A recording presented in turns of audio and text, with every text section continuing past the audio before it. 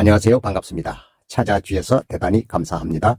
이번 시간에는 우리들이 요즘 많이 활용하고 있는 스마트폰의 앱을 찾는 데 있어서 아주 편리한 방법 하나를 소개해 드리고자 합니다. 우리들은 대부분 스마트폰에 많은 앱을 깔아두고 사용을 하고 있습니다. 저의 경우도 엄청나게 많은 앱을 깔아두고 사용을 합니다. 지금 보시는 바와 같이 아주 많습니다.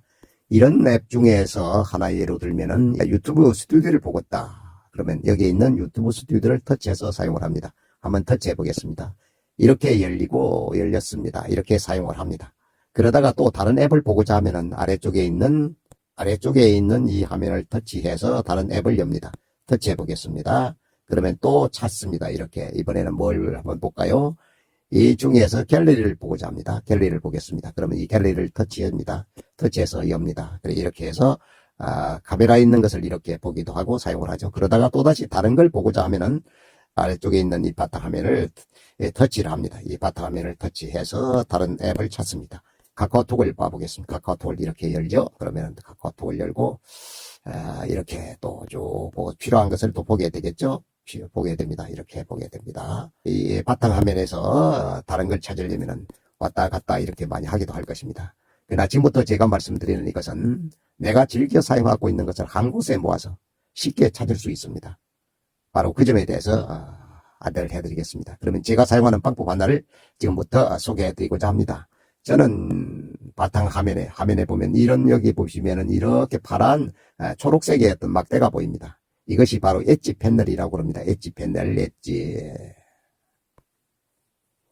패널이라고 합니다. 엣지 패널. 이것을 사용하면은 조금 전에 스마트폰 바탕화면에 내가 필요한 앱을 찾기 위해서 이리저리 찾던 것에서 벗어나서 아주 간단하게 사용할 수 있습니다. 이 부분에 손가락을 터치한 상태로 좌측으로 쓸어내면은 됩니다. 자, 이렇게 해서 이렇게 밀어냅니다. 그러면은 현재는 사각형 또 타원형 애니메이션 뭐 이런 걸 할 수 있는 스크린샷 셀렉트 할 수 있는 이런 도구가 뜹니다. 또 좀 더 한 번 더 밀어내면은 날씨가 나오죠. 날씨도 볼 수 있고 그 다음 한 번 더 밀어내면 바로 이러한 모습이 뜹니다. 제일 위쪽에 있는 것이 자주 보는 카톡 채팅방을 열 수 있는 것, 그 다음에 유튜브 스튜디오를 열 수 있는 것, 플레이스토어, 그 다음에 유튜브 갤러리, 그 다음에 있는 것이 제가 많이 사용하고 있는 동영상 편집 앱 캣컷입니다. 그리고 스마트폰의 설정, 그리고 요즘 많이 활용하고 있는 챗 GPT의 리턴이라는 앱입니다. 그래서 이곳을 바탕화면으로 돌아가서 이곳저곳을 찾을 것이 아니라 내가 많이 자주 보고 있는 곳은 이곳에 모아두서 사용하면 바로 이곳에 터치해서 열면 됩니다. 갤러리를 열어 터치하겠습니다. 그럼 바로 이 갤러리가 열렸습니다. 다른 화면을 보기 위해서는 여기 있는 이 부분을 터치해서 바탕화면 돌아가서 찾습니다. 이렇게 하면 바탕화면에서 여러 가지를 찾아서 사용을 하죠. 그러나 그렇게 할 필요 없이 이 엣지 패널을 이렇게 열면은 이번에는 뭘 보냐 하면은 여기 있는 유튜브를 보도록 하겠습니다. 유튜브를 터치하면 바로 유튜브로 넘어갑니다. 아주 편리하죠. 이렇게 보다가 다시 다른 앱을 보면 이렇게 끌어내면 됩니다. 이번에는 챗GPT 리턴을 보겠습니다. 이걸 터치하면 바로 이렇게 열립니다. 이렇게 열려서 사용을 할 수 있는 것입니다. 또 다른 자주 보는 것을 사용하려 그러면 다시 이렇게 밀어내서 설정으로 설정을 터치하면 설정이 이렇게 나옵니다. 아주 편리합니다. 그렇다면 이 엣지 패널을 어떻게 설치하고 어떻게 쓰는지에 대해서 지금부터 설명을 드리겠습니다. 엣지 패널을 설치하기 위해서는 스마트폰의 설정에 들어가야 됩니다. 스마트폰의 설정을 터치합니다. 그러면 여기에 바로 설정이 나타납니다. 설정이 나타나고 아래쪽에 여러 가지 도구들이 이렇게 나타납니다. 그러면 그 중에서 여기에 보이는 이 디스플레이를 터치합니다. 터치했습니다.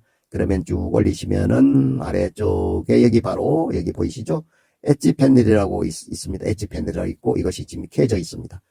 이 엣지 패널이 켜져 있기 때문에 조금 전에 봤던 이 부분이 이렇게 여기에 이렇게 표시되는 것입니다. 이렇게 엣지 패널이 파랗게 표시되고 있는 것입니다.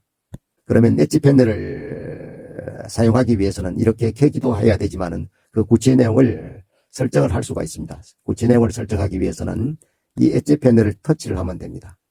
자, 터치를 해보겠습니다. 그러면 엣지 패널에 관한 내용이 쭉 나옵니다.